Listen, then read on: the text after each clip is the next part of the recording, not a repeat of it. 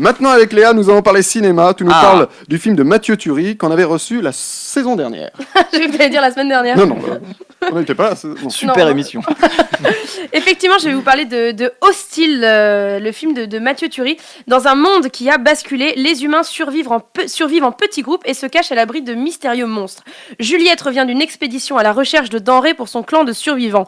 Un accident de voiture la précipite dans le décor. La nuit tombe, évidemment. Elle est gravement blessée et va devoir survivre, piégée entre le pare-brise de son 4x4 dans le présent et le souvenir du grand amour de sa vie dans le passé. On est plongé en immersion totale dans ce film envoûtant, sans passer par le style documentaire avec une caméra qui bouge dans tous les sens. Non, là, ici, les cadres sont précis et donc, à mon sens, complètement parfaits.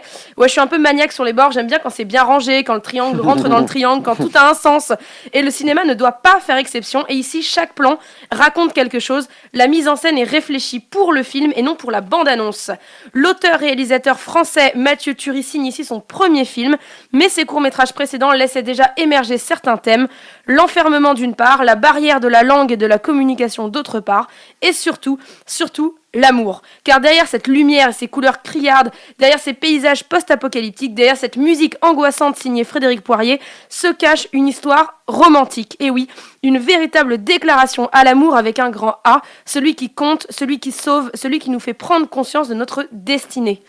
L'intensité dramatique repose en grande partie sur l'interprétation de Brittany Ashworth. Elle capture notre empathie et va nous broyer le cœur jusqu'à la dernière seconde avant le générique de fin.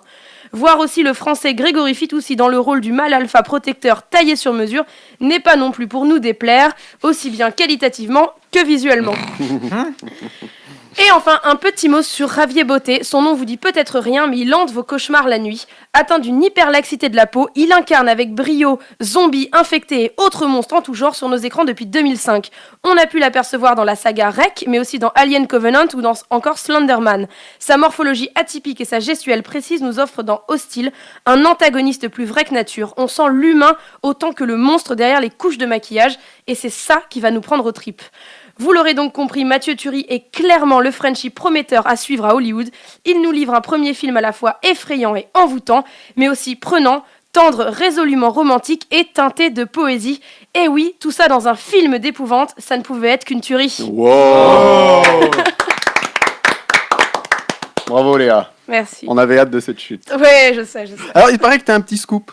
Oui, j'ai un scoop. Alors, du coup, Hostile, comme tu l'as dit, on l'a reçu il y a 1 an et demi dans l'émission.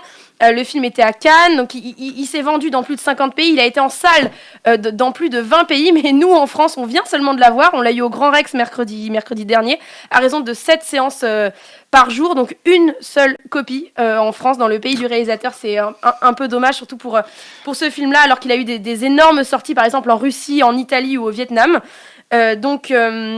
Mais j'ai un scoop, effectivement. Alors, il va être diffusé dans une 20aine de salles en France pendant le mois d'octobre. Et surtout, on vient de le savoir, c'est une info toute fraîche, d'ailleurs, ça n'a même pas encore été officialisé. Il prolonge pour une 2e semaine au Grand Rex. Ouais. À Paris. Voilà, donc on dit bravo à Mathieu Turi pour son film. Alors attention, il n'y a que 2 séances par jour. Il y a une séance VF à 20h05 et il y a une séance VO à 22h05.